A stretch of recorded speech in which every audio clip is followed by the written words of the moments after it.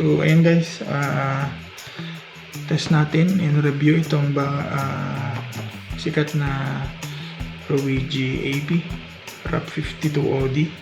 So, ano yung mga laman niya at ano yung default na settings niya at kung malakas ba talaga siya. Okay, so ayan. So, ang laman lang niya guys ay ito, ano to? Manual, then warranty card na makapal, then yan, then ito, mahirap siyang tanggalin. Oops. Yan, kasi mabigat siya, mas mabigat siya sa sa TP-Link. And then ang kanya yan. So wala siyang guys, wala siyang PSU, wala siyang POE adapter. So lagay ko na to. Ito, kakaiba lang yung niya. Kakaiba lang yung tsura niya doon sa TP-Link, pero yung feel at yung build parang parehas lang sila.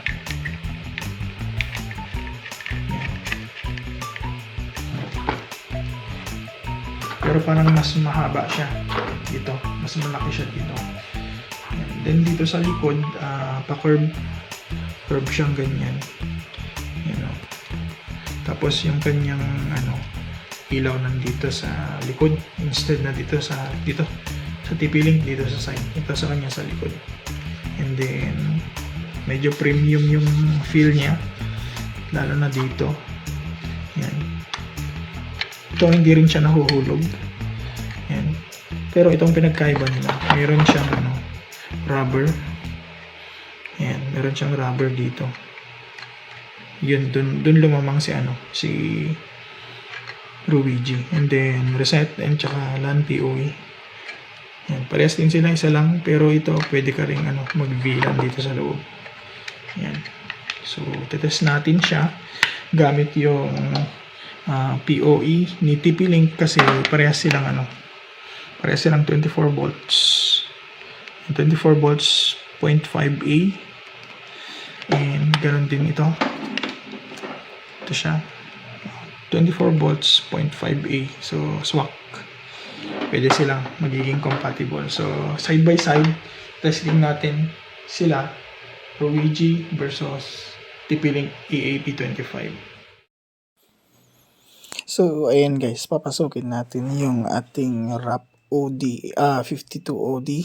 So, connect muna tayo sa kanyang SSID. So, default, walang password yan. Okay, so, i-wait lang natin.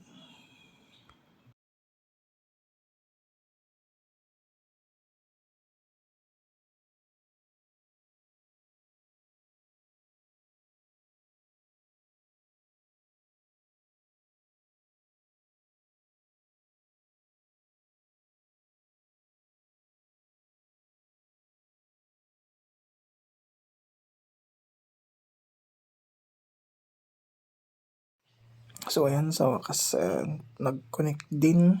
Ewan ko kung bakit sobrang natagalan. So walang nagpa-pop up na portal. So ginawa natin is type natin.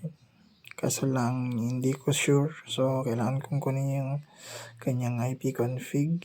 So 120.1. So, tignan natin. Try natin i-edit yung nasa Google address bar. Yan. Not found siya. So, paano kaya ito? Okay, so ang lumalabas naman is 120.1.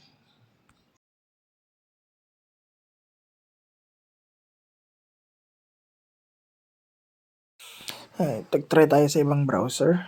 Okay, yun. So, pumasok na siya. So, ayan. RAP 52OD. OD for outdoor, I think. So, default is admin. So, ito ang kanyang dashboard. Yan. So, kailangan mo muna siyang i-set up bago mo siya magamit.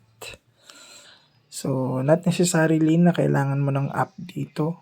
So, browser lang ito. So, yan ang una. Ethernet status is walang nakatusok.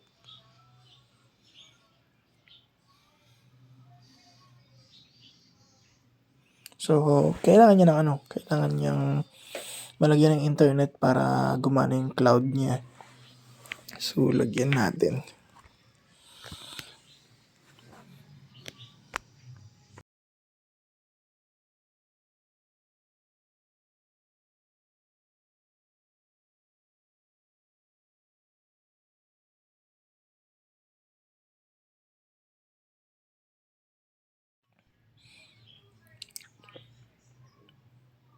Yan, check again. And yan, meron na siyang internet.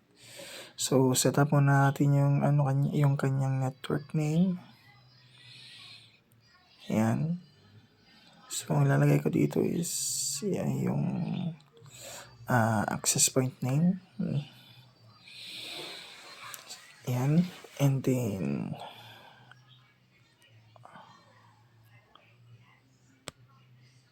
lagyan muna natin siya ng password for the meantime. Next is yung management password is yung password ng nag-open ng portal na yan or ng dashboard na yan.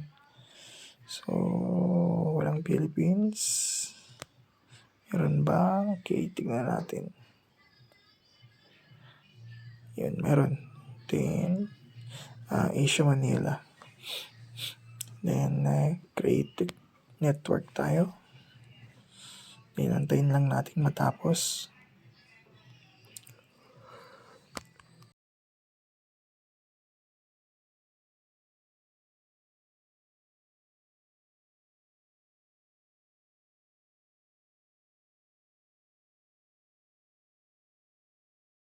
Yan. So, check natin dito sa SSID kung naka-up na yung kanyang SSID.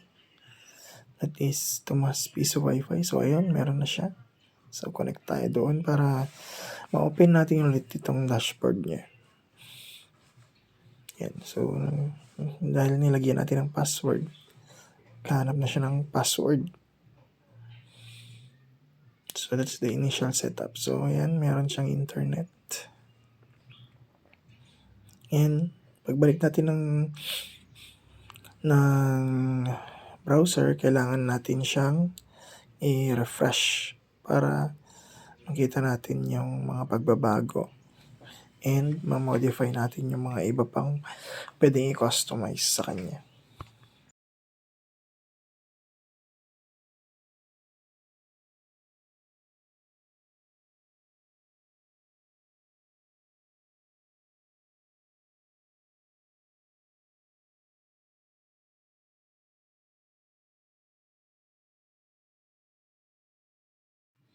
So, dito hindi nag-auto pop up yung kanyang dashboard, kaya inanual natin. Kaso lang, ayaw pa rin. So, tingnan natin yung kanyang, ayun, so nagbago pala yung kanyang IP. After natin siyang malagyan ng internet pala. So, or after natin siyang may setup. So, palitan natin yan ng 68. Yan. Oh, hindi, mali. Nakakonect siya sa ibang Kasi sa yan, sa Deco yan. Yan, connected. Check natin mabuti.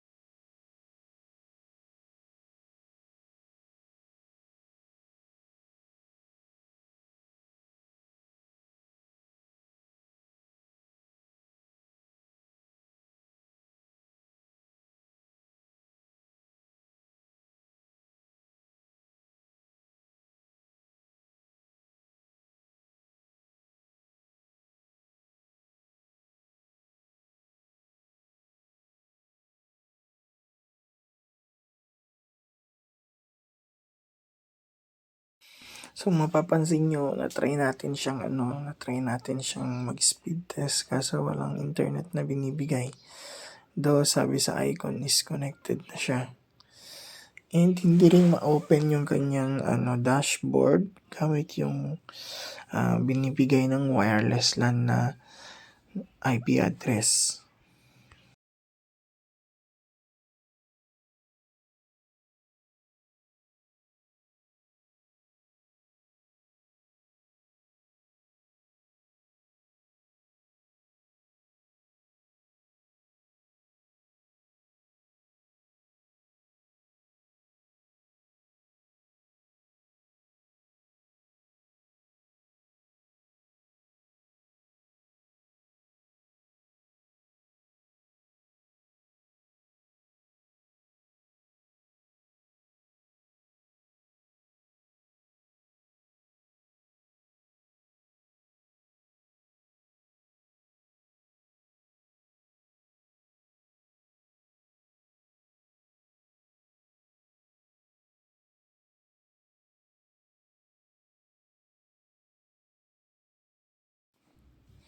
Okay, so ang gagawin natin is pumasok tayo sa Deco and then hinanap natin yung kanyang IP address doon at ayan, ito yung binigay ni TP-Link Deco na IP address. So, na-open naman natin siya ulit. I-login lang natin gamit yung modified na bagong password. So, ayan na siya. Ayan. So, new version. So, kailangan niyang i-upgrade, no? Pwede natin i-upgrade pero later on na siguro yan. Sige, try natin kung anong mangyayari, kung mabilis lang ba, pero kayo nang mag-try kung paano siya upgrade. So, ito yung kanyang dashboard. So, overview, device info, Wi-Fi, net status, and then online clients, yung nakakonect lang. As of now, yung laptop. And then APs. So, siya yung mismo yung AP. Ayan. So, meron siyang manage dyan. I-click. Okay. So, nilalabas din yung software version. So, itong guys, is ito yung parang umada ni TP-Link. So, ayan. Naka-merge yung dalawang bands. Yung SSID ng dalawang bands. And then, ito sa may Wi-Fi list, wala pa naman. Ayan. Hindi naman siya naka-hide. So, pwede mong i-edit doon. Palitan yung password, lagyan ng VLAN, client isolate, yan, band steering, express. So, ito yung mga papalitan ko, no, guys. So, band steering ako, express, para mas mabilis daw, layer 3. Then, naka-open yung Wi-Fi 6. Then, client isolation, pwede nyong i-on, pero pwede rin i-off, pero mas maganda pag naka-on yan. And then, hindi ko nagagalawin yung VLAN. Okay na siguro yan. Yan. Yan. Tignan natin kung ano yung mga yung sinasabi niya dyan. Then, okay natin. Then, mag-a-apply siya. Then, dito sa healthy mode naman, pag in-enable mo yan, all time, yan, meron siyang gagawin dyan. Yes. Device will decrease and transmit kapag masyado siyang malakas. Ganun, auto. Then, yan, blacklist, whitelist, alam na niyo siguro yan. Radio frequency. Okay, so dito sa 2G, naka-auto ako, pati sa 5G. Then, client count limit, naka-limit siya ng 64 sa 2G and 110 naman sa 5G. Ayan, so ito yung mga type kong i-modify. So, dito sa transmit power ng 2G, gusto ko siyang i-max. Ganun din sa 5G. Then, roaming, i-high ka. Parang maganda rin siyang i-high. Roaming is kung gaano kabilis lumipat yung signal mo from one RUI GAP to another, kung alin yung mas malapit sa iyo sa device mo.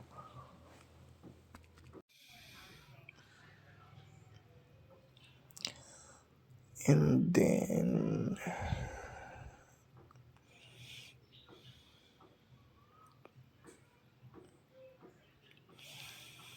yan, i-off ko na lang ata.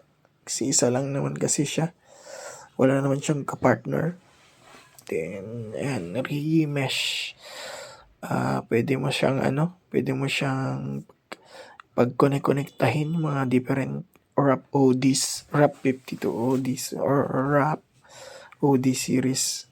Yan, then dito sa WIO, yan, pwede mo siyang schedule, pero wag na yata.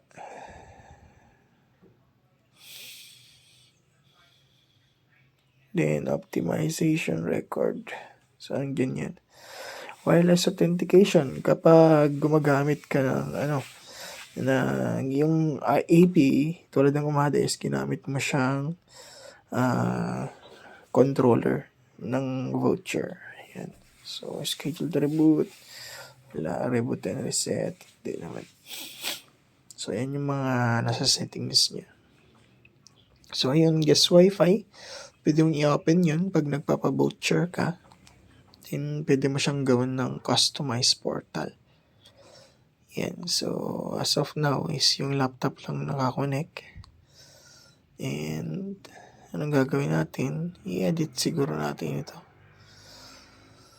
Yan. So, dito, makikita nyo meron siyang password. Yan. Yan. So, wala tayong blacklist, whitelist, radio frequency. Okay na yata. So, inoto ko na lang sila pareho. Then, multicast rate. Hinayaan ko na lang as default. Then, client count limit. Hindi natin pwedeng yan. Dagdagan. Kumbaga parang max na nung hardware niya. So, dito naman, auto na lang siguro ito. Yan. Then, transmit power ng 5G. Ganyan lang din. Okay. Pwede rin kasi siyang i-max out para mas malakas, diba? 100%. Then, yan, connected pa rin ako. Then, next. Dito sa ating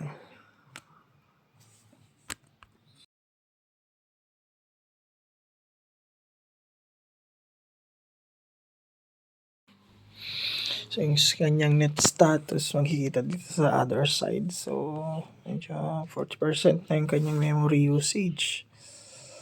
Ayan, kahit isang client pa lang yung nakakonect. Sa network, DHCP lang. Then, walang VLAN ID. Work mode, pwedeng i-activate yung access point. And we have one mode. Yan, pinapakita niya yung mga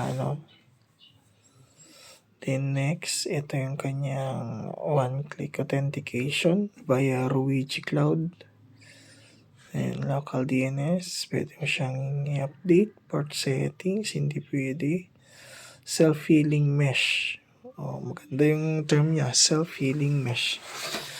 Next, wala naman na yun mga yan. Yan, network tools, ping, traceroute, DNS lookup.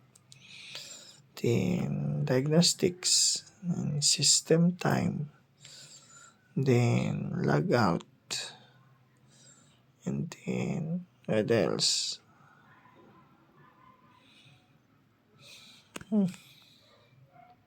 Ayan, so binack-up ko na siya. Yan, para kung sakaling mag-upgrade tayo, at least meron tayong backup na ng settings. Yan, so antayin na lang nating matapos. So, yun lang naman. Abangan nyo yung test natin sa ibang versus ibang AP. See you!